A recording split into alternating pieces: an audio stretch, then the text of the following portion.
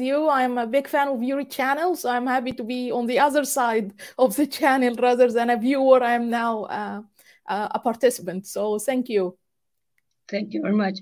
Evet, Dalia da bu hani programda olduğu için çok mutlu olduğunu söylüyor. Zaten yayınları da zannedersem altyazı yardımıyla izliyormuş. Yakından izliyorum diyor. Şimdi arkadaşlar şöyle yapacağız. Ben soruyu soracağım. Dalia bana cevap verecek. Ondan sonra Dalia'nın cevabı bittikten sonra ben Türkçe'ye çevireceğim. İngilizce ve Türkçe olacağı için tercümeyi de ben yapacağım için biraz sabrınızı isteyeceğim bu konuda. Elbette ki siz de sorularınızı yazın lütfen. Çünkü chat kısmına da bakacağız. Yes, Dalia. At first, I always say that there are many similarities between Turkey and Egypt. I mean, in many aspects, especially culture or politics or, you know, some habitats. And but unfortunately, these similarities are not in positive, especially about the culture, about the women. And what do you think? How is the situation of the women in Egypt? So first of all, thank you, Hediye, for taking the effort to make the translation. You know, ben Türkçe okuyorum, but still I'm not very well with making conversations in Turkish. So hopefully next time we have this conversation in Turkish. I hope so. Yeah. Türkçe çalışıyormuş kendisi. Bu nedenle gelecek sefer umarım ki hani bu konuşmayı Türkçe yaparız diyor. Bu arada bir not daha aktarayım arkadaşlar. Bugün benim zihnim çok dağınık. Sabah saatlerinde çok sevdiğim bir insanın vefat ettiği haberini aldım. Bu nedenle böyle kendimi toparlayamazsam filan siz yardımcı olun bana. And I need to say that to you too. I think that 2022 was the most destructive year in my lifetime. And wow. today also, I unfortunately one of my very lovely relative passed away. So I'm a little bit confused. Maybe I can't, you know, gather my thoughts, and I can't. You got the idea. Yeah, let's begin. Yeah, God bless their soul, and Allah yarhamhum, yani, as we say. Shukran. Thank you. So, okay, I want to ask the question from the beginning. Almost every day, I am reading a new news about domestic violence in Egypt, or a new crime against women. And at this point, what is the situation in women in Egypt according to the culture? And then I will ask also about the laws or implementation of the laws. Yeah, actually, it's a very interesting question, and I think a very important start to our conversation, because the situation, as you just said, the relationship between Turkey and Egypt goes back to thousands of years ago. So there is a lot of cultural influence between the two countries, and in every aspect. But unfortunately, as you also mentioned, we also share the negative issues, not only the positive issues. And one of these is how women are being treated. Of course, speaking about domestic violence, about an important first point, it's everywhere. And I think it's not only in Egypt or Turkey, but all over the Middle East. And here, the best thing about it here, or the best thing about resolving this issue here, is that there are new laws that has been coming into effect, and there has been new ways to control the different forms of violence practiced against women, starting from sexual harassment in the street up to several types of domestic violence. Because it was interesting, like yesterday I was speaking with a friend from another country actually about this issue.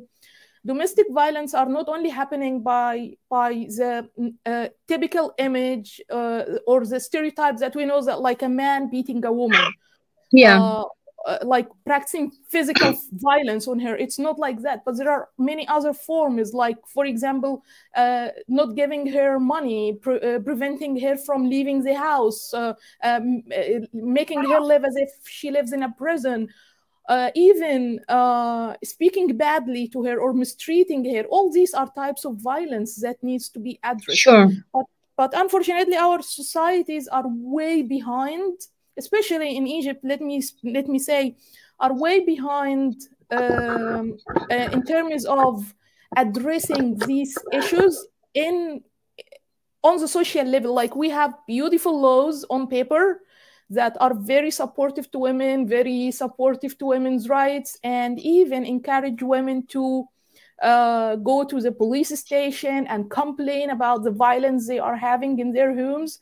But if you look at how many women really do this, yeah, it's a very low percentage, very, very, almost very few, like countable number of women all over Egypt, 100 million population, do this. Why? Because the social norms, because of two things, actually. One of them is the social norms, like the customs always tell the woman to be obedient to her man. The man is always superior to the woman, and so on. Such as in Turkey. Yes, unfortunately. And the other thing, which I think even more and more dangerous, is the Islamic rhetoric.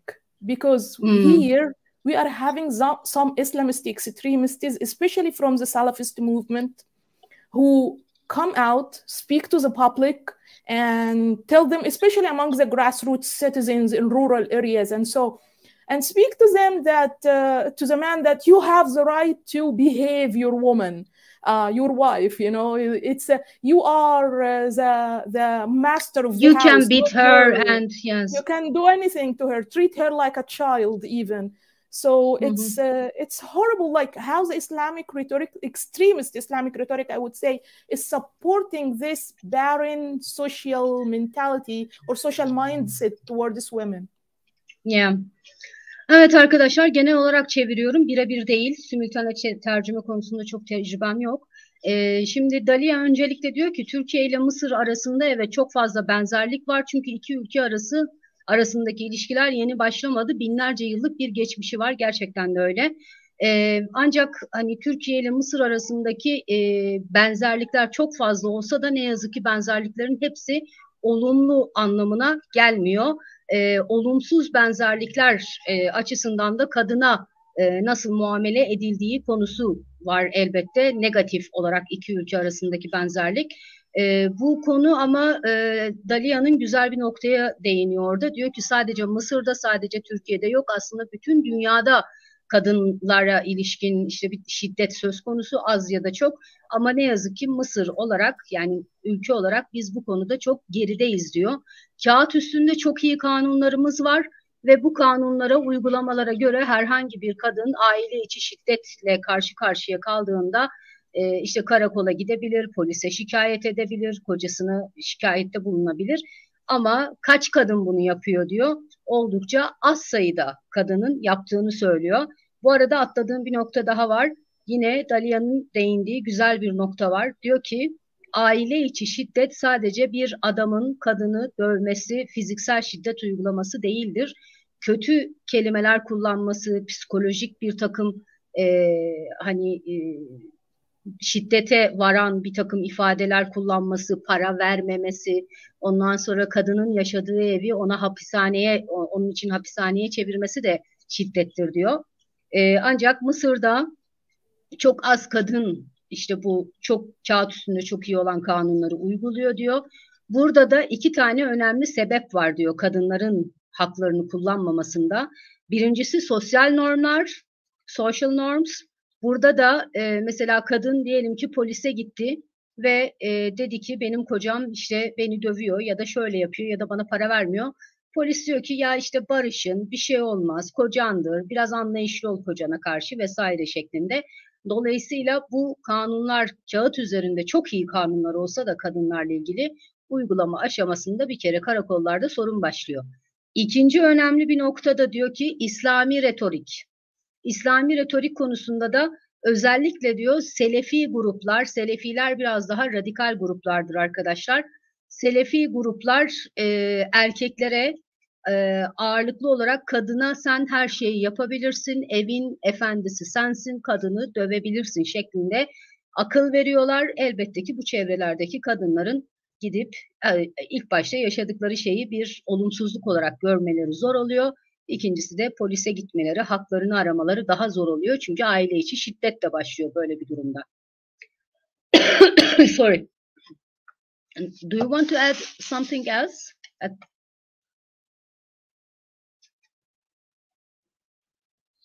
I don't hear you. Yeah, all right, yes. So Okay. I think no, nothing to add in this point. I guess this is like the main problem is that you have the laws, you have on the other side those who are speaking in the name of Islam, refuting these laws, and in the middle the people are confused and doing the wrong things. Yeah, yeah. And yeah, okay, partly you replied my question, but I also want to ask a similar question to understand the situation in Egypt clearly.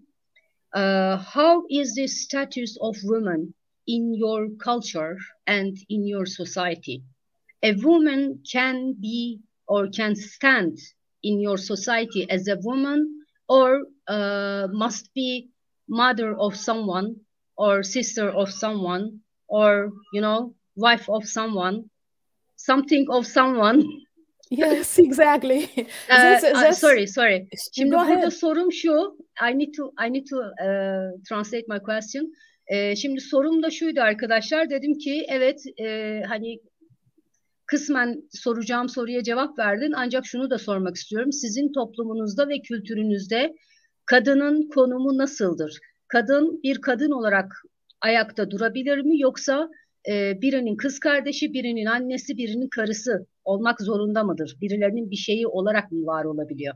Yes, please. Yeah, actually, thank you for the question, because it's yeah, you hit a very, very smart point, because it's an identity crisis, I would say, for women in our societies, in I think in Middle Eastern societies as a whole, not only in Egypt or other Africa. Yeah, it's but everywhere again, but especially in Egypt, there is this, female identity crisis, because all the time the woman should be identified as an entity belonging to someone, and usually this someone is a male, so she's always the mother of so and so, the wife of so and so. But actually we have been seeing, like, if you look at it first from a social perspective, yes, we are seeing this more common again in rural families that are maybe less educated and less exposed to modern life in the capital city or the urban city, and who are always educated that their role in life is only to come, grow up, get married, and make children, and spend the rest of her life like raising these children, and that's it. So she does not have something that she as a person has already achieved. So all the time she links this to like take pride in the achievements of her husband or her children, and so, but not her. In these societies we see like the identity of women does not exist as a person, as an individual, does not exist. I would say like her individual identity does not exist. But when you look at urban societies, maybe like elite societies, elite, I mean like more wealthy or even more socially upgraded, like people who are Sharm el-Sheikh or city center of Cairo, maybe. Exactly. So in these communities, you see like women are more liberated. They are not using this terminology of the mother of, the wife of, or the daughter of anymore. And also when you look at it from a generational perspective, like the older generations, I would say like maybe our parents' generations, like 60 and above, they are more into this old culture of attaching the woman to another male all the time. But in the younger generations, know that the women who are coming up being like, watching the internet or using the internet, being exposed to the world culture, are not anymore tied into this cultural, are not anymore like tied into this cultural understanding that she should always be attached to another man. So that's a good progress, but I think it will still needs a lot of time to see a difference, like in solving this female identity crisis in the society here. Yeah, yeah. Dalia bu konuda güzel bir ifade kullandı. Female identity crisis. This is good, really. I like that. Yani kadınların bir kimlik sorunu var diyor. Bütün Orta Doğu'da var diyor. Burada küçük bir açıklama yapayım. Arkadaşlar aslında erkekler için de benzer bir şey var ama kadını hepten öldüren, hepten yok hükmüne getiren başka bir uygulama daha var. Kadınlar mesela ilk çocuklarının adlarıyla çağrılırlar. Ummul Dalia gibi mesela. Dalia'nın annesi. Aslında orada kadının ismi yok. Erkeklerde de aynı şey var. Şimdi Dalia diyor ki bütün Orta Doğu'da kadınların bir kimlik problemi söz konusu. Biraz daha hani sürekli birilerinin bir şeyi, işte birinin karısı, diğerinin annesi, diğerinin vesairesi şeklinde kadından kültürel olarak bekledikleri şey anne olmak, eş olmak, ev hanımı olmak, çocuk büyütmek vesaire. Bunun ağırlıklı olarak kırsal bölgelerde çok yaygın olduğunu söylüyor.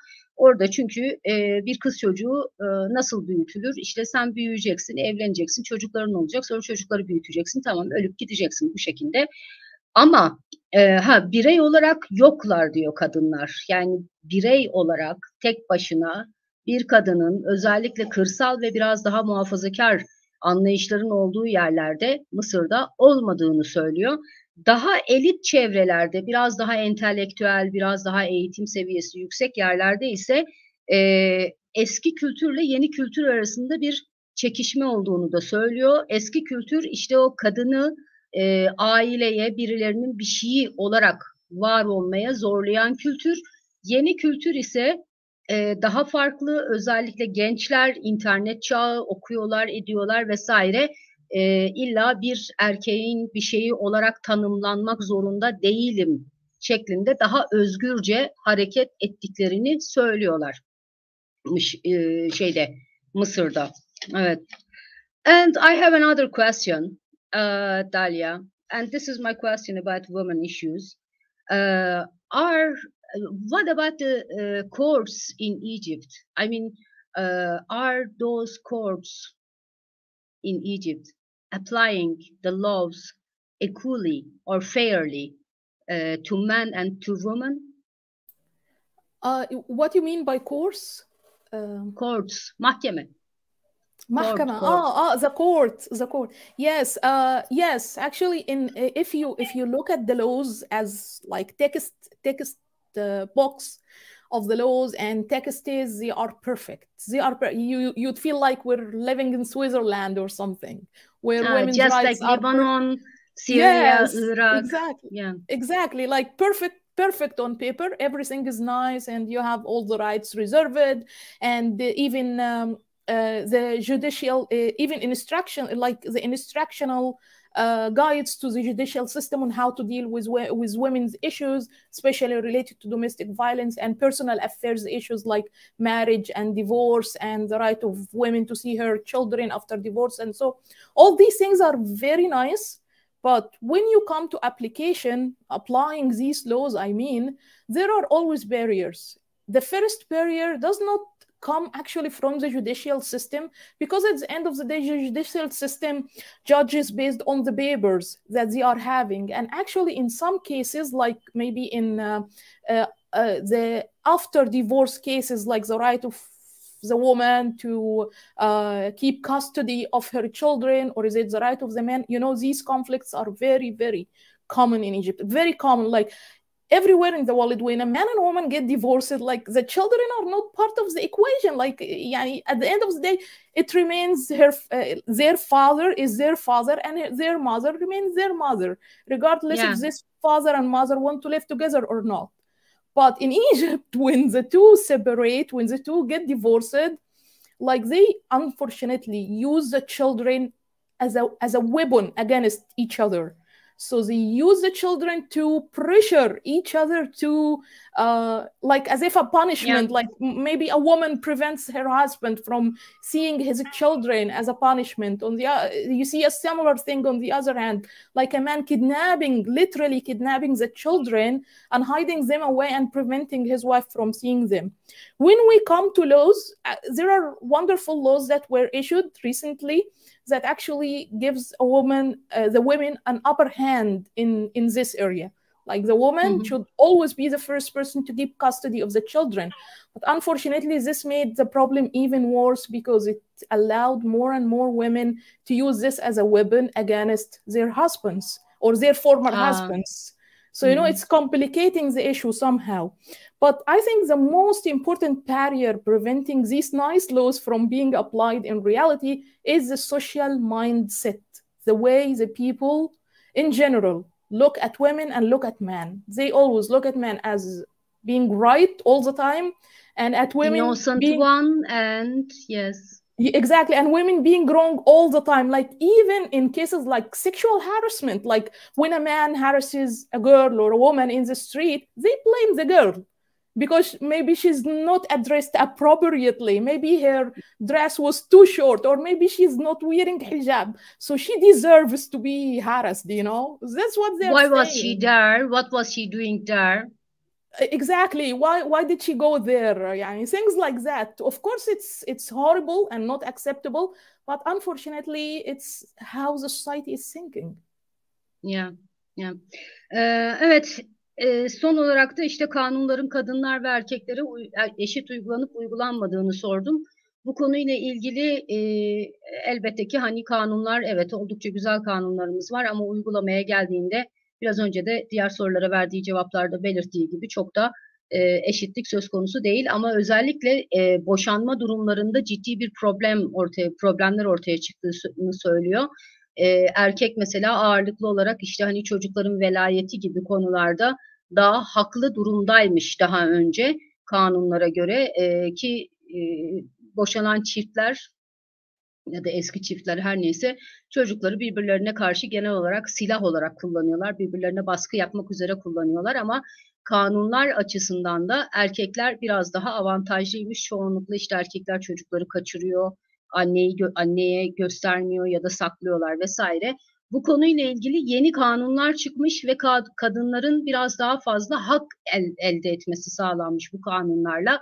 Ama burada da yine eski kültürel mantık, yani kadınlar bu defa çocukları daha fazla işte silah olarak kullanmaya başlamışlar. Ama burada en önemlisi kültürel mantık, kültürel yaklaşım diyor. Herhangi bir durum söz konusu olduğunda, bir boşanma durumu söz konusu olduğunda toplum erkeği masum olarak görürken yani bir de kadına bakıyor. İşte kadını haksız çıkarma, kadını suçlu çıkarma Mısır'da da bizim kültürümüzde olduğu gibi yaygınmış. Hatta diyor cinsel taciz durumlarında bile işte bizdeki mevzularda olduğu gibi işte belki kısa giyinmişti, yok başörtüsü yoktu, başörtüsü varsa da dar giyinmişti, o saatte orada ne yapıyordu vesaire filan diye cinsel taciz mağdurlarını haksız çıkarmaya yatkın bir kültürel anlayış var diyor Dalia. Yes. Your mic. Yes. Yeah. I'm with you. And I am very curious about the Muslim Brotherhood case. Yes. Yeah. Yes. And arkadaşlar şimdi Müslüman kardeşlerle ilgili birkaç soru soracağım. İlk sorum, Müslüman kardeşler halktan nasıl bu kadar destek alabildi? How could Muslim Brotherhood provide or get so much, support from the society? That's a very good question. We were just speaking about the Salafists, who are like the far-right extremists, if we assume that there is some kind of a spectrum of Islamist thinking that we can look at. So we have, toward the middle, more leaning to the left is Al-Azhar, which is the official institution that represents the highest religious authority in Egypt and most of the Muslim world, especially the Sunni Muslim world. And a little towards the right is we have here the center, more I don't know how conservative to explain. Okay, so it's a spectrum. So we have a spectrum, and this spectrum represents the Islamic way of thinking, the Islamic thought. On the center, we have this official institution called Al-Azhar, and they are even more leaning towards the left, meaning that sometimes they offer some liberal ideas, of course, but they are still strict in terms with keeping the box, the old way of handling the cultural issues and so. And even including on some controversial issues like women's rights, as we were talking right now. Sometimes you find them like saying very liberal things about women, and sometimes very conservative, very contradicting themselves. And then towards the right, we have two groups. Like in middle right, I would say there is a Muslim Brotherhood, and on the far right, there are the Salafist extremists. The Salafist extremists are thinking or adopting beliefs very similar to what we have seen Al-Qaeda and ISIS, Daesh are adopting. And surprisingly, they are not labeled as terrorist organizations yet, although they are almost copying the way they are thinking, including, for example, discrimination against non-Muslims, and even making fatwas about, like, if you are a good Muslim, you have to be discriminative against your Coptic Christian fellow citizens, things like that, and they are saying it publicly. But what happened is that in the how they became influential, the Salafists, and I will come why the Muslim Brotherhood became influential after that. The Salafists in between the 1990s and early 2000s became very popular because there was almost no control on mosques, small jamia, in rural cities. So they almost in every corner built their own mosques. They were not controlled by anyone, not by the official institution or the government or anything, and there were no supervision on them at all. And they started to promote this extremist way of thinking, to the extent that we started for the first time during this era to see Egyptian women wearing niqab, the black niqab, and the men growing their beard and wearing long galabiya, similar to Afghanistan, like, the Afghanistan style of dressing, just to show their affiliation to this movement. Unfortunately, in lack of proper governance and all the corruptions that we have seen under the Mubarak era, this eventually led to giving a huge space for this Salafist movement to take control of the minds and hearts of many of the grassroots people in these rural areas. And if you think about it, it's huge, because at least 70% of Egypt, of the Egyptian map, are rural areas. Only a few cities in the north are urban, Cairo, Alexandria, and so, but the rest of Egypt are rural. So if you look at the amount of people that they are controlling, it was scary. So in early 2000s, the Muslim Brotherhood started to gain momentum. Let me translate this part. Arkadaşlar, şimdi Müslüman kardeşler Mısır'da halktan nasıl bu kadar destek alabildiler diye sordum. Dalia da şöyle anlatıyor. Diyor ki bir yatay bir spektrum düşünün, hat düşünün. Bunun merkezinde El-Ezher Üniversitesi var. El-Ezher Üniversitesi dediğimiz aslında şeriat üniversitesidir. Mısır'da değil, sadece bütün İslam dünyasında ya da genel olarak Sünni dünyada El-Ezher'de anlatılan, verilen fetvalar çok makbuldür, çok önemli bir kurumdur. Bu konuyla ilgili şimdi Dalia diyor ki El-Ezher bazen çok liberal bir takım açıklamalar, fetvalar verirken bazen çok radikalizme demeyeyim ama fazla muhafazakar bir takım fetvalar da verebiliyor. Ama her halükarda El-Ezher merkezde duruyor ve ne olursa olsun sonuçta devletin gözünün önünde olan bir kurum. Şimdi diğer tarafta ise bu hattın en ucunda ise Selefiler var. Selefiler kimdir arkadaşlar?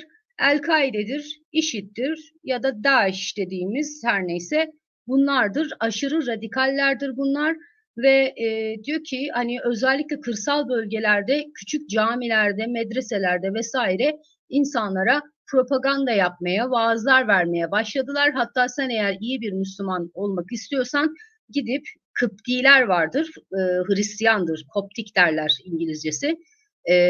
Mısır'daki Hristiyanları öldürmen gerekiyor şeklinde bile vaaz verebiliyorlarmış bunlar.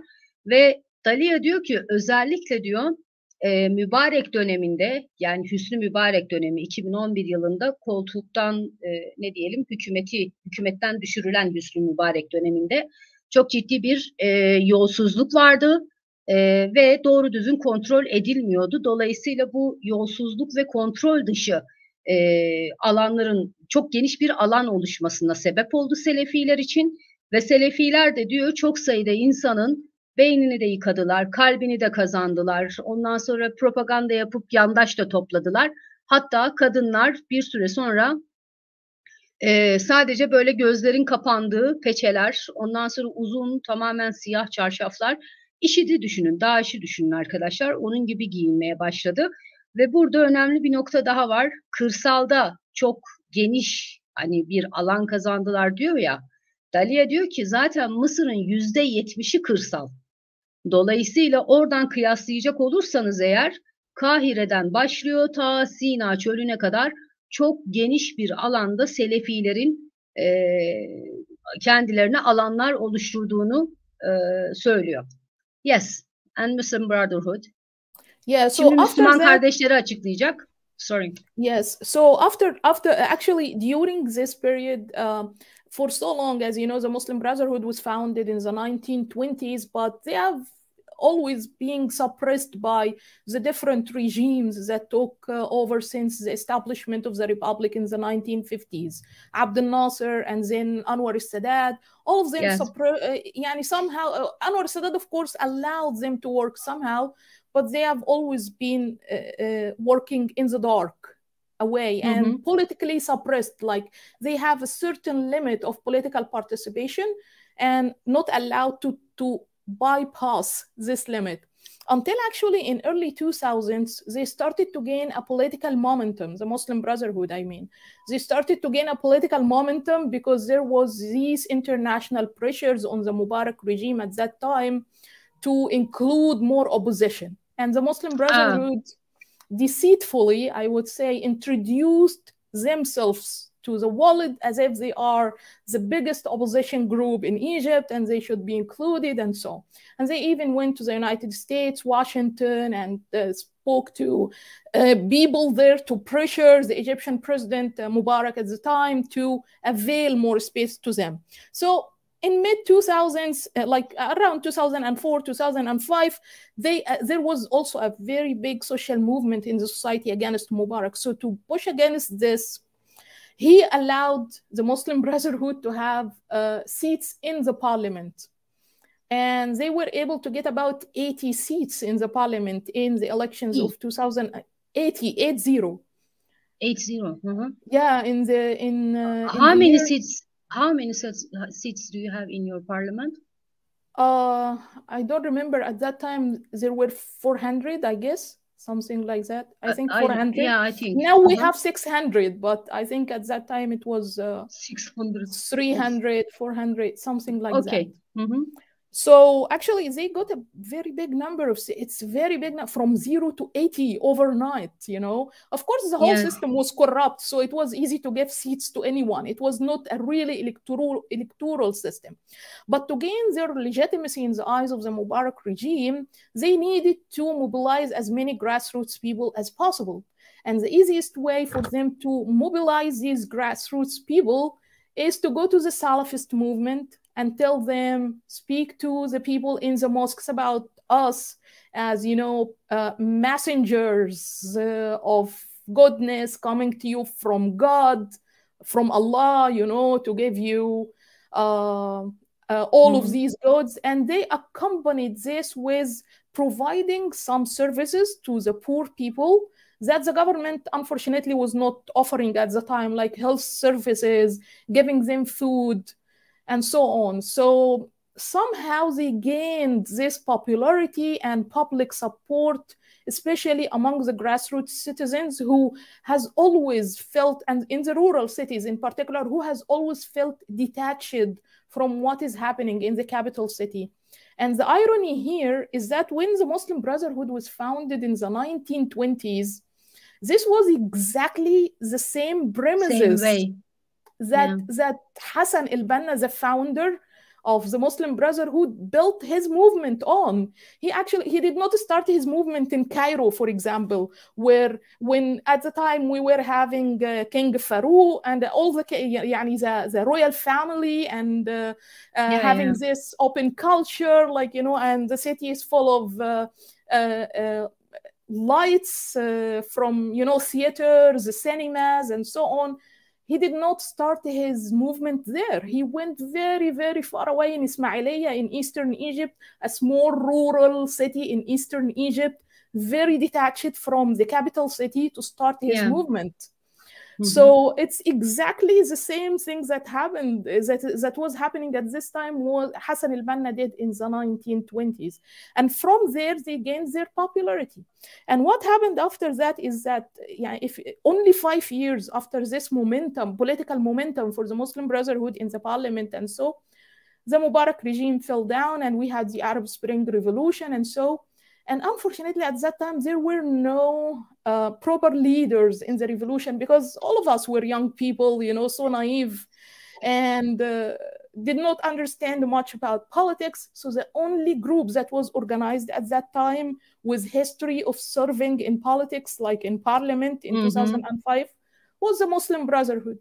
So they, again, played this game of introducing themselves like the speakers of the Egyptian people and speakers of the revolution, and they pushed against the power of the military, which took over the country after the Mubarak fall, and they were successful somehow in pushing against the military due to external pressures and also internal pressures, like everyone wanted to see a civil state coming up. So many people voted for them, including mainly the Salafists and their affiliates in the rural cities, and also some of the people who are not Salafists or Islamists at all, but they thought, like, you know, let's try and see new faces coming to power. So this happened and they came in power, and we were then shocked by what happened. Discrimination against women, discrimination against non-Muslims. And by the way, I'm speaking about non-Muslims in Egypt. I'm speaking about like 15% of the population. It's not a small percent. 15% are non-Muslims in Egypt. So discriminating against 15% of the Egyptian population, discriminating against women, this created like a threat to the identity of these women and to the Egyptian identity in general. So their Islamist identity represented a threat to the Egyptian identity, the Egyptian culture identity that's way, way different from this Islamist identity. So it ended up people coming out in 2013, coming out to the streets, calling upon the military to get back in power and rule and take power again because they feel more safe under the military. And surprisingly, most of those who supported the return of the military in 2013, return of the military rule to power in the form of President El-Sisi and the leadership at that time, were women and Coptic Christians, the same two groups who felt threatened by the extremist Islamist rhetoric that the Muslim Brotherhood and the Salafists have been introducing or imposing on the Egyptian people at that time. Because, of course, when the Muslim Brotherhood took the presidency, they rewarded the Salafists by putting them in the parliament. So they were like 100% busy. Like, we were seeing things at that time. Let me tell you things like, for example, when the national anthem, when the Egyptian national anthem is played in the parliament hall, they refuse to stand up for the national anthem or to greet the flag, salute the flag. They refuse that because they think it's not Islamic. Can you believe? They are members of parliament. all the laws they were trying to pass were mainly about legalizing minor marriage for girls. They wanted the girls to marry at 9 years old, similar 9 years. to similar to Oh. Aisha, the wife of the Prophet, you know. And they also wanted to make FGM, female genital mutilation. It's a horrible practice here in Egypt, to be legal. It's practiced illegally. They wanted it to be legal, to be practiced legally. So that's what was there. And also preventing women from traveling or studying without taking a permission from her husband or father or brother. Things like that, like, you know, as if we were again going back thousands of years ago on the hands of these Salafis. They were not discussing, you know, economic reform or anything. They were just preoccupied by making laws that restrict women, nothing else. Yes, so of course it ended up people like coming out against them. Let me translate this part if you want, because it's a long part. Oh yes, sorry. Evet arkadaşlar, şimdi Müslüman kardeşlerle ilgili bölümü anlattığı için çok uzun sürdü doğal olarak. Şimdi Müslüman kardeşler zaten 1924 yılında kuruluyor, Mısır'da kuruluyor ve Dalia diyor ki özellikle Cemal Abdülnasır döneminde zaten Müslüman kardeşlerle Cemal Abdülnasır arasında kan davası var resmen. Ve Cemal Abdülnasır gerçekten onlara göz açtırmıyor. İşte suikastler yapmaya çalışıyorlar, Abdülnasır'ı öldürmeye çalışıyorlar vesaire.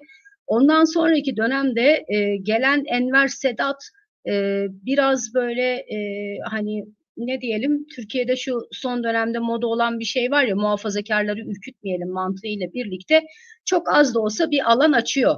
Ama Müslüman kardeşler tamamen hiçbir zaman ortadan kalkmıyor. Hep yer altında çalışıyorlar, karanlıklarda çalışmaya devam ediyorlar arkadaşlar. Şimdi Müslüman kardeşlerin politik bir kanadı var, silahlı kanadı var, ideologları var vesaire ve yıllar içinde devam ediyor bu. Daha sonra Hüsnü Mübarek döneminde, ki Hüsnü Mübarek yaklaşık 30 yıl boyunca, 30 yıla yakın herhalde ülkeyi yönetti.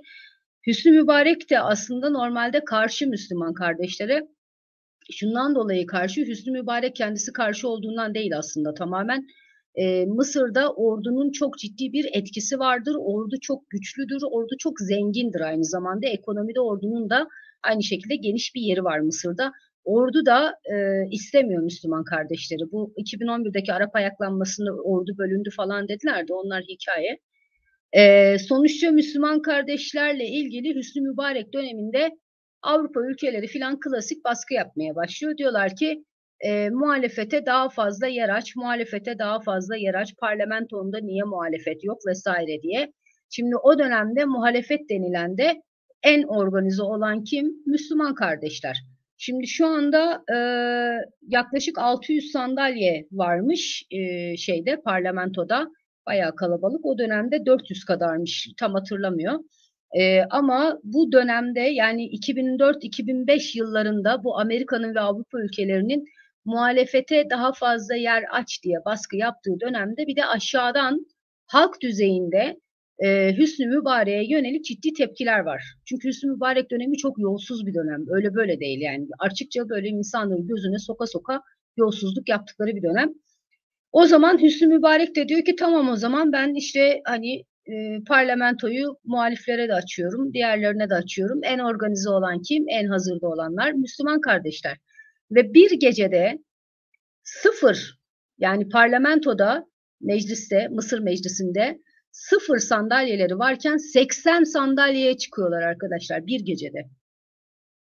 Ondan sonra ama diyor ki şimdi çok uzun yıllardır karanlıkta çalıştıkları için, yer altında çalıştıkları için halk düzeyinde bir destek kazanmaları lazım ki bir meşruiyetleri olabilsin.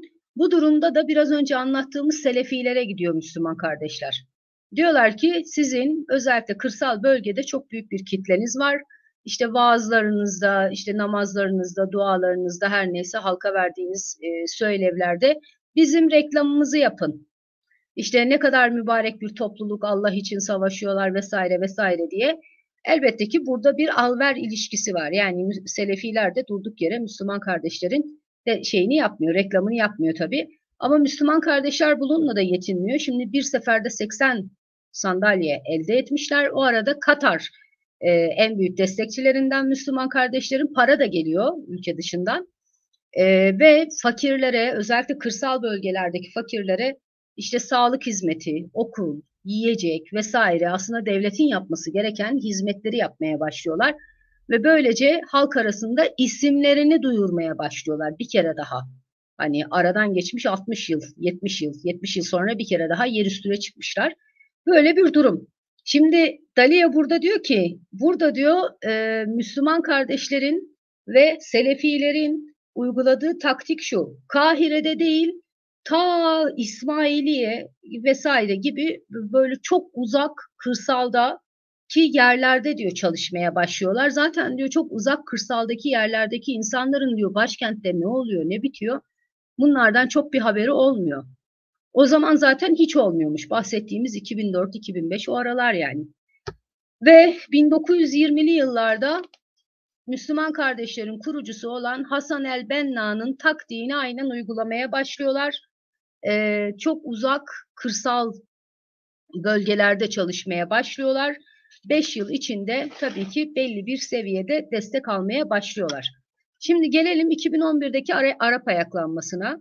Biliyorsunuz Tunus'ta bir seyyar satıcının kendini yakmasıyla başladı. Ondan sonra ilk sıçradığı yer zaten Mısır oldu. En böyle şey olduğu yerde, Arap ayaklanmasının renginin belli olduğu yerde Mısır'dı. Şimdi Dalia diyor ki biz diyor 2011'in başında diyor çok naiftik diyor. Zaten gençtik çoğumuz. Hani dolayısıyla çok ne oluyor ne bitiyor vesaire çok müdahale edemiyorduk. Şimdi mübarek gitsin tamam, ama mübarek gittiğinde yerine yeni bir hükümet gelmesi lazım. Kim gelecek? En organize hangi örgüt var? En hazırda hangi örgüt var? Müslüman kardeşler. Ve öyle olunca Müslüman kardeşler bir kere daha aynı senaryoyu uygulamaya başlıyor. İşte ordunun biz nüfuzuna karşıyız, askeri vesayete karşıyız, özgürlükler istiyoruz, şunu bunu falan filan. En hazır da Hüsnü Mübarek yönetimi görevden çekildikten, el çektirildikten sonra en hazırda Müslüman kardeşler olduğu için geliyor oraya oturuyorlar. Ama hikaye orada bitmiyor. Bu defa şimdi bunlara Selefi olanlar da Selefi olmayanlar da oy veriyorlar. Mübarekten nefret edenler, liberaller, solcular vesaire de oy veriyorlar. Hani bir kere de bunları deneyelim. Ne olur, ne kadar kötü olabilir ki mantığıyla hareket ediyorlar. Ama özür dilerim. Dalia diyor ki şimdi bunlar diyor iktidara geldikten sonra Müslüman kardeşler Selefilerin desteğiyle geldiler. Selefilere bunun ödülünü vermesi lazım. Ve öyle olunca Selefilerin parlamentodaki, devletteki yerlerini iyice açmaya başlıyorlar. Ve hem Müslüman kardeşler hem de Selefiler gelir gelmez kadın hakları ile ilgili olumsuz konuşmaya başlıyorlar.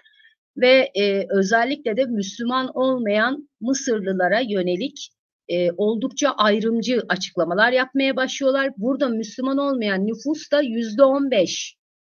Yani öyle bir nüfus. 102 milyon galiba Mısır'ın nüfusu. %15'i hesap edin artık. Yani ayrımcı konuşmalara vesaire başlıyorlar. Hatta Dalia diyor ki genel olarak Mısır kimliğini parçalamaya yönelik bir takım adımları söz konusuydu. Mesela diyor işte Müslüman kardeşler diyor parlamentoya girdikten sonra milli marş okunuyor. Selefilerle Müslüman kardeşler ayağa kalkmıyor. Ya da işte Mısır bayrağı hani çekiliyor. Saygı duruşunda bulunulması lazım. Bunlar kalkmıyorlar. Niye? Çünkü İslami olarak görmüyorlar. İlk zaten diyor ülke ekonomisini şöyle yaparız, politikamız bu olur, şu olur, hiç bunlara girmeden ilk icraatları ya da ilk konuştukları meseleler ne? Bir kız çocuğu 9 yaşında evlenebilir. Bunu yasallaştıralım. Kadın sünneti toplumdan silmeye çalışılan bir şey. Biz bunu yasallaştıralım vesaire şeklinde. Kadın yalnız seyahat edemez. İşte belli bir şeye kadar eğitim görebilir vesaire gibi bir takım çok önemli meselelere odaklanıyorlar gelir gelmez arkadaşlar. Dolayısıyla bundan sonra da bunlar böyle çok insanların gözüne batmaya başlayınca insanlar bu defa bunlardan korkmaya başlıyorlar. Bu defa bir kere daha dönüyorlar ordudan yardım istiyorlar. Yani bizi kurtar diye. Yes. I exhausted you. I know. No, it's okay. It's okay. Yeah. And the Egyptians go back to the army for asking the army's help Yes, one more they time. wanted to go back to what they know, to what they were comfortable living under, which is the military rule. So we ended up like with having this situation, the military having to intervene and then removing the Muslim Brotherhood from power. And President El-Sisi, who was the Minister of Defense at that time and was leading this movement of supporting the popular uprising against the Muslim Brotherhood, ended up being the president. What actually was shocking at that time was the international reaction to what was happening in Egypt. Because unfortunately, all over the international community, including, I'm sorry to say, in countries as close to us as Turkey, and which is supposed to be like very understanding of how Egypt is, they refused to support the new movement. I understand, of course, it was perceived in many ways as a coup. But even if we like go with this assumption, this coup was supported by the people. Yeah, the people wanted this coup to happen because they were feeling threatened under the Muslim Brotherhood. Like, again, or let's put it in another way, like the threat on their identity, their way of living, their lifestyle, and their even security under the Muslim Brotherhood was much, much, much higher than the threats they may be having under the military rule, which may be not having democracy, not having appropriate amount of civil rights. And so people made a bargain, I would say. They choose like, okay, let's put democracy and civil rights and all these things that we made the revolution for, let's put them aside for a while until we get rid of this group. And I think also another way of why people were confused, especially in Turkey, like the leadership in Turkey was confused about what's happening in Egypt, is that they identified with the Muslim Brotherhood because it represented itself as the Egyptian version of the Justice and Development Party, AKB. So they thought like, finally there is in Egypt a new government that will be really to cooperate with us as Turkey. So that is, I think, what they were looking for, yeah, regardless of the fact that the Muslim Brotherhood is Islamic. But they were looking for like-minded people in government, in the Egyptian government, that can really be open to Turkey and cooperate with Turkey. So they ended up, they ended up supporting the Muslim Brotherhood very strongly. And let me tell you an interesting story here that I remember just now. Immediately after the Arab Spring, President Erdogan came to Egypt, and he came like to salute the revolutionists and meet with the new leaders. And he actually met with the leadership of the military here in Egypt. And President El-Sisi was one of the people he met with at that time. And but he was, of course, like member of the military council that was ruling Egypt during after the revolution period. So when he came, he made a speech in the stadium, like big speech to the Egyptian people, directed to the Egyptian people. The Muslim Brotherhood were not up in power yet, but they were like preparing themselves to do so. So he made a very, very good speech, by the way. Yeah, I still remember every word in Erdogan's speech up till today. It was very honest, very sincere. And he said, at part of his speech, he said that it's important for the Egyptian people like to keep something like that. I'm not like phrasing secularism, you mean? Secularism, exactly. To keep secular values, because this is to build their secular state, something like that. So the reaction of the Muslim Brotherhood was very negative to that, to the extent that they didn't go to see him off in the airport. And when he was coming to Egypt, they received him with massive protests of welcoming and flowers. And so after he said the secular state is important, they didn't even go behind him to the airport to see him off, because they were very angry. They thought like he will be coming to say an Islamic state or so. That actually shows us the difference between the AKB and between the Muslim Brotherhood. Muslim Brotherhood is an Islamist organization that is abusing politics to promote its Islamist thought. But AKP is a political party, first of all, that identifies itself or identifies its ideology as an Islamist, but within a secular state, within the secular state of Turkey. This was not the case for the Muslim Brotherhood. The Muslim Brotherhood wanted to establish an Islamic state out of the secular state of Egypt. Yeah, they wanted to turn the secular state of Egypt into an Islamic state.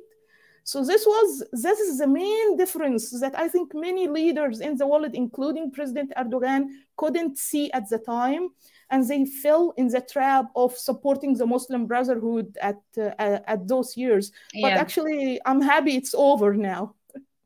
Yes, at last. At last. Evet, şimdi burada çok hoş bir şey söylüyor. Dalia diyor ki, yani daha sonra hani şeyi anlattı ya, insanlar bir kere daha orduya gittiler. Burada da Dalia diyor ki aslında ehven-i-şer, yani en kötü, ne diyelim, iki tane kötü şey arasında en kötüden korumak üzere diğerine başvuruyorlar. Şimdi ordunun eski nüfuzuyla devam ettiği bir sistem mi, yoksa İslamcı bir devlet kurma hedefiyle hareket eden Müslüman kardeşler mi? Burada insanlar büyük ölçüde en azından ordu bildiğimiz ordudur, tehlikede daha az şeklinde bir mantıkla hareket ediyorlar ve ordudan bir kere daha yardım istiyorlar. Şimdi burada Dalia diyor ki, bizim diyor şok olduğumuz şey diyor, uluslararası toplumun Mısır'da bütün bu yaşananları yorumlama şekli. Yani uluslararası toplum bunu bir darbe olarak görüyor. Tamam diyor, görünüşte Sisi'nin iktidara gelmesi bir darbe olabilir, öyle görünüyor olabilir ama diyor ne olursa olsun bu darbeyi halk destekledi. Dolayısıyla bunu tanımamak bu aslında bunu Dalia söylemedi ama ben söylüyorum. Arkadaşlar, burada Mısır halkı desteklemişse başka ülkelerin şöyle böyle bilmem ne deme hadleri değil diye düşünüyorum. Hele Türkiye'nin Mısır politikası tamamen yanlıştı, yani o da ayrı mesele. Orada şeyi de anlatıyor. Diyor ki mesela diyor Müslüman kardeşleri Türkiye bir AKP gibi, kendisi gibi tanımladı. Zaten aslında Müslüman kardeşlerin ilk başlarda kendini pazarlaması da Türkiye'deki AKP örneği üzerindendi. Yani laik bir ülke ama Müslüman insanlar, Müslüman bir dindar bir iktidar şeklinde bir propaganda yapıyorlardı. Ve şeyi anlatıyor. Cumhurbaşkanı Erdoğan'ın Mısır'a gittiği meşhur bir gezisi var. Arap dünyasında çok iyi bilinir o. Onu anlatıyor. O zaman Müslüman kardeşler Mısır'da iktidarda ve Erdoğan'ı böyle havaalanında karşılıyorlar, çok severek karşılıyorlar, ondan sonra sloganlar vesaire.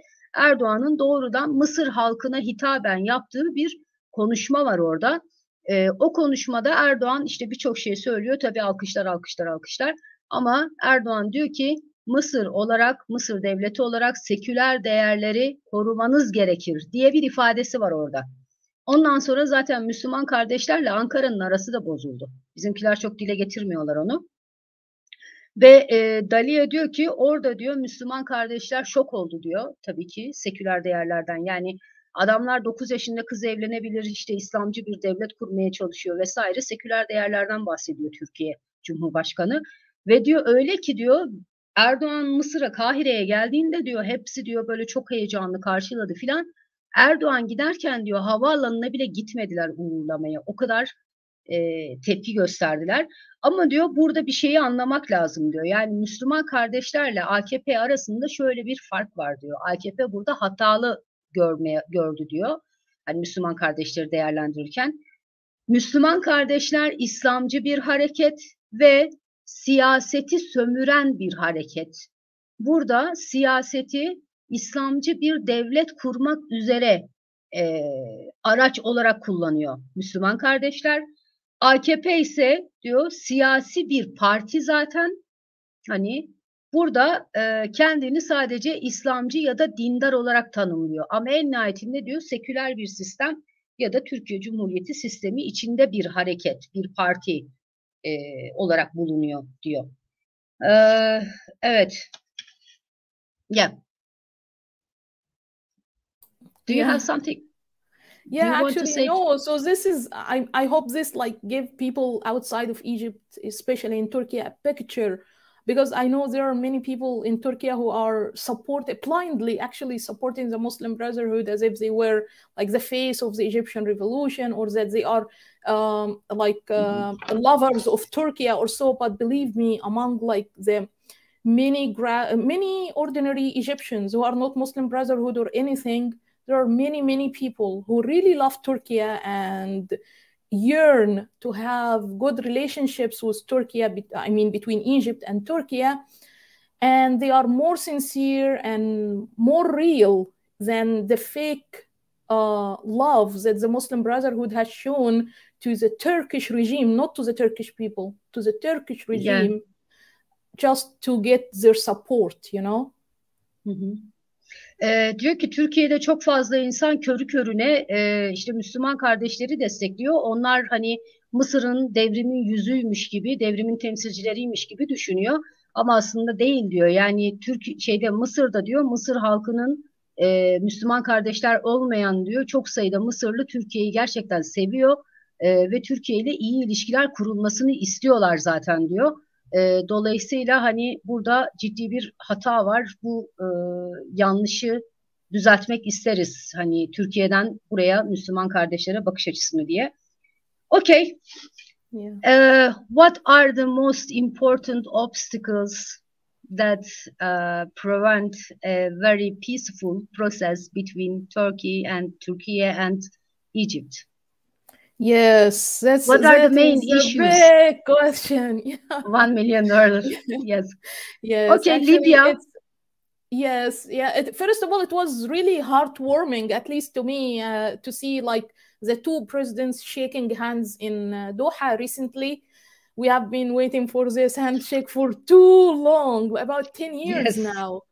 So I'm happy it finally happened, which means, because actually it's like a big milestone in the process of reconciliation between Egypt and Turkey, because basically if the leaders agree, everything else will be fine. Like everything else will appear really small next to their agreement. But still, despite this beautiful handshake, there are still certain problems in the way. There are, in my opinion, there are three in particular. First, Libya, the issue on Libya. They need to get an agreement on what's going on in Libya and how to deal this internal conflict between the political elite in the eastern and western territories inside Libya. And in that particular part, I think Turkey needs to assure Egypt that the Turkish military presence inside Libya is not a threat in any way to Egypt. I think there is a lot of potential actually of cooperation between the Egyptian military and the Turkish military in that regard. But the lack of communication between the two militaries is a big obstacle. I think the Libya issue should be solved through military to military conversations, not political conversation, not leadership conversations, not even intelligence to intelligence conversations, but the dialogue between the Egyptian military and the Turkish military in Libya, about Libya in particular, will lead to great results in the near future about not only about Libya, but about the whole reconciliation process between Egypt and Turkey. The issue number two is, of course, the Muslim Brotherhood, but I think it's somehow being resolved now, because we have been Turkey is now controlling the activities of the Muslim Brotherhood against Egypt, especially in media and so, which is great, I think. And also the group itself is not as powerful as it was a few years ago. They are divided with less money. I think this is great also for us. For Turkish people. Exactly. I know.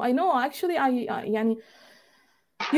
So I know very well that it's a relief to Turkish people as well, and to the Egyptians and to everyone. So that's a very good point. I think it's still an obstacle, but not as big as the Libya issue. And the third issue, which is also still big, but I think it's resolvable. It's easy to resolve. Is the Eastern Mediterranean conflict over maritime zones. because for many, many years, Egypt has been neutral towards the conflict between Greece and Turkey regarding the maritime zones in the Eastern Mediterranean. But only recently in 2020, Egypt has become part of the conflict by signing this maritime agreement with Greece. In my opinion, I think it's hard for Egypt now to to revoke or remove this agreement with Greece. It's too late, خلاص. But this should not prevent Egypt from having another maritime agreement with Turkey and even finding more ways to cooperate in the context of the Mediterranean with Turkey. Especially that if you look at the map, Turkey is literally the closest point to Egypt. On the map, yeah, we are literally next to each other. Yeah, if you swim the Mediterranean from Alexandria to Antalya, it's a straight line from here to there. It's not difficult for us to cooperate. And this straight line of swimming, this also means less costs of shipping products, more economic more opportunities for economic cooperation between the two countries, and also more, I would say, it should be translated into more even political understanding and social understanding between the two countries. Like, I would like to see more trips of exchange between Turkish and Egyptian students, more social activities between Turkish and the Turkish people and the Egyptian people, and so on. I would love to see this happening. It has happened in the past, but on a very limited scale. Because actually, if you look, even socially and culturally, we have more in common with Turkey, much, much more than we have with any other Eastern Mediterranean country. We don't have the same cultural background with Israel or with Libya or with Cyprus or with Greece, but with Turkey is where the most common cultural background exists. So I think it's important to revive these ties on these three levels. And for the Eastern Mediterranean issues, I think it's only a matter of negotiations, and for Egypt to be able to balance, again, to go back to balancing its relationship between Greece and Turkey and not being part of the conflict between the two countries. Yes. Okay. Şimdi Dalia'ya şeyi sordum. Türkiye ve Mısır arasındaki ilişkilerin önündeki engeller ne diye. 3 tane madde saydı bana. Öncelikle diyor ki Doha'da Erdoğan'ın ve Sisi'nin el sıkışmasını gördüğümde çok mutlu oldum diyor. Çok mutlu olduk daha doğrusu diyor. Birinci mesele Libya. Libya'da biliyorsunuz arkadaşlar hali hazırda 2 tane hükümet var. Yeniden eski günlerine döndü yani Libya. Bir Dibeybe hükümeti var. Diğer tarafta Akile Salih var. Fethi Başağı var. Fethi Başağı var. Şimdi Fethi Başağı'yı ağırlıklı olarak işte hani Mısır tarafı destekliyor. Dibeybe hükümetini Türkiye destekliyor. Bir kere daha 2 farklı cepheye bölünmüş durumdalar. Dolayısıyla en önemli mesele burada Libya. Ama Dalia'nın söylediği başka bir şey var. Diyor ki Türkiye Mısır'ı Libya'daki Türk ordusunun Mısır'a tehdit olmayacağı konusunda ikna etmeli. Yani buradan şunu anlıyoruz. Libya'da biliyorsunuz TSK'nın bir varlığı var. Aynı zamanda orada şey de var. Suriyeli bir takım savaşçılar, silahlı gruplar da götürdü Türkiye. Ve Mısır bunları kendine tehdit olarak değerlendiriyor arkadaşlar. Çünkü neden? Libya ile Mısır arasında çok uzun bir kara sınırı da var. Ve Dalia diyor ki burada diyor Türkiye, Mısır'ı biz Libya'daki askeri varlığımız üzerinden seni kuşatmaya çalışmıyoruz. Sana bir zarar vermeyeceğiz diye ikna etmeli diyor. Bir başka sebep şey diyor, önemli mevzulardan biri de Müslüman kardeşler. Hani Türkiye'de çok sayıda Müslüman kardeşler üst düzey lideri vardı, isimler vesaire ama bu artık çok büyük bir tehdit değil diyor. Çünkü zaten bu Müslüman kardeşler arasında bölünme oldu, iyice zayıfladılar. Zaten önemli bir kısmının sesi de kesildi Türkiye'de açıkçası. Üçüncü mesele Doğu Akdeniz meselesi. Biliyorsunuz bu özellikle ekonomik bölgelerin belirlenmesi vesaire gibi mevzular söz konusu. Ama bu konuyla ilgili de Dalia diyor ki evet diyor Türkiye ile Mısır arasında ciddi bir şekilde makas açıldı Doğu Akdeniz'de ama bu Türkiye ile hala Mısır arasında anlaşma yapılabilir. Bu mümkün. Ekonomik işbirliği hala söz konusu iki ülke arasında. Bu Doğu Akdeniz meselesiyle ilgili olarak da Türkiye, işte Yunanistan, Kıbrıs Rum kesimi ve Mısır arasında bir problem var.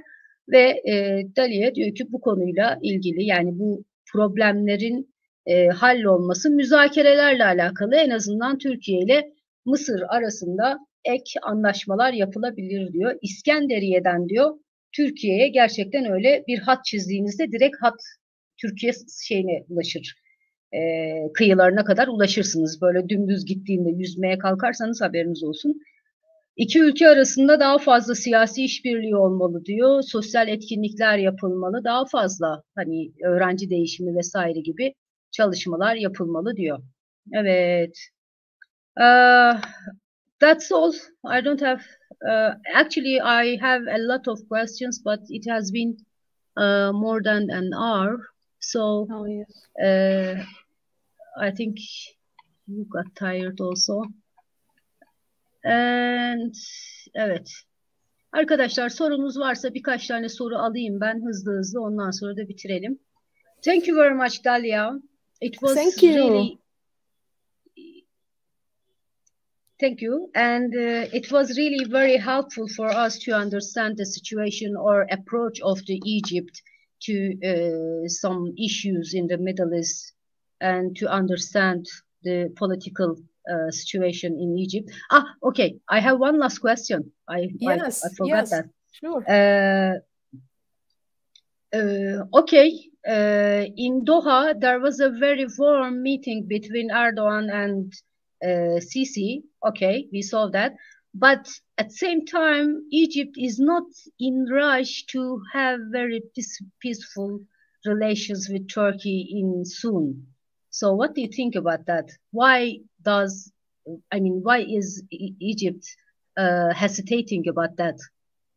Yes, so it's also another interesting question, and it's very real. Yeah, Egypt is still hesitant about taking like appropriate step towards reconciliation because there are many confusions on several levels, starting from like it was in the leadership level, but now it's resolved. Yeah, as long as the two presidents sat together, so the leadership has find maybe some common ground of that they can agree on. So this is like we can check this as done, but under the two presidents, there is confusion on the level of diplomacy. The diplomats on both sides are still confused. And maybe also they feel like maybe they are left behind because they were not involved in the process of this handshake and so on. They have been like having a lingering process of talking for about 2 years now that led to nothing. This means there is lots of confusion on the diplomatic level still exists. And also on the popular level, on the people-to-people level, there is a lot of confusion as well because maybe they are still waiting to see more steps from the Turkish leadership towards Egypt. Some people are also waiting maybe for the results of the coming elections, presidential elections. If Turkey is serious or not. Maybe exactly. Exactly. This is what I wanted to say. Like, is really President Erdogan serious about controlling the Muslim Brotherhood or not? This is what the people are looking for or trying to see. Also, if you look at it in the Turkish side, for so long, the Turkish media has been promoting the regime in Egypt as a coup regime. So this image created some kind of emotional barrier among the Turkish people towards the Egyptian regime and the Egyptian president. They are not comfortable seeing their president shaking hand with the Egyptian president. I can understand that because the media kind of, in both countries, by the way, brainwashed the minds of the people about the image of both presidents. So to remove this, it will take some time and needs also more cooperation from the media, which is not cooperating in any way, at least in Egypt. And up till today, some media outlets are still criticizing Turkey and are still even criticizing the reconciliation, and they are not happy with it. So So it's a process. It's a process. But the good news in all this is that the two leaders came to an agreement. In my opinion, this is what matters. This is what يعني خلاص, it's too late now to say that maybe there will not be reconciliation or anything. The process has started. The pole has been kicked, you know, and it will just keep growing and growing in the process. So it's a process. It will take some time. At least it is better nothing. I mean, it is Yes. better than nothing. Yes. Evet arkadaşlar, son sorum şuydu benim. Yani evet, Türkiye ile Mısır arasında bir süreç var ama bu konuyla ilgili Mısır'da çok böyle acele etmiyor gibi. Dalia da bu konuyla ilgili diyor ki hem diplomatların biraz kafası karışık, hani siyasetçilerin, Mısırlı siyasetçilerin, çünkü Türkiye'nin işte Mısır'la iyi ilişkiler kurma konusunda gerçekten ciddi olup olmadığını görmek istiyorlar diyor. Onun dışında bir de Türkiye'de işte hani darbe rejimi vesaire gibi ifadeler kullanılıyordu biliyorsunuz Sisi yönetimi için. Orada insanlar evet Türk halkı böyle düşünüyor, bizim hakkımızda vesaire diyorlarmış, böyle düşünüyorlarmış. Dolayısıyla hem diplomatların hem de halkın kafası karışık diyor. O yüzden biraz daha ciddi adım atmasını bekliyorlar Türkiye'den diyor bu konuyla ilgili. Ama en nihayetinde önemli olan şey Doha'da Erdoğan ve Sisi'nin el sıkışması. En önemli şey iki liderin bir konuda en azından ilişkileri düzelteceğiz şeklinde bir ortak noktaya varması diyor. Yes. Okay. Thank you very much, Dalia. Do you hear me? Thank you. Yes, thank you so much. I was very, very happy to be with you, and thank you for giving me the opportunity to say all of this. Thank you very much, and I hope to see you in Turkey, in Ankara or in Istanbul very soon. I hope so. Yeah, hopefully in the new year. Hopefully, yeah. Ah, yes, I'm here. Not. Yeah, you'll be. I mean, okay, I understand. During the new year, yeah, hopefully. Yes, I got the idea. Okay, we are here, and I'm very happy having that program with you. Thank you very much, and I hope to see you. I mean, for the and next. Hope to see you in Cairo too. Think about it, like come to Cairo. I hope. I want to see Cairo. It is. Okay, yeah. Bye It would be nice. Thanks. Bye. Good night. Good night. You too. Evet arkadaşlar, Dalia Ziada ile programımız böyleydi. Bence çok güzeldi bir programdı. Biraz ben kafayı toplayabilmiş olsaydım daha iyi olacaktı. Dün duyurduğum için bugün iptal etmek istemedim. Hani geçen haftadan duyurmuştum daha doğrusu. Umarım sizler için verimli olmuştur. Mümkün olduğunca ana fikri kaçırmadan yaptım tercümeyi ama bilemiyorum. Eğer hani eksik yedik bir şey varsa da artık bugün kusura bakmayın, olur mu? Evet, standart şeyi yapalım, hatırlatmalarımızı. Abone değilseniz abone olun, yorum yapın, yayınları beğenin, kanala destek olun arkadaşlar. Kendinize iyi bakın. Yarın akşam görüşmek üzere. Hoşça kalın.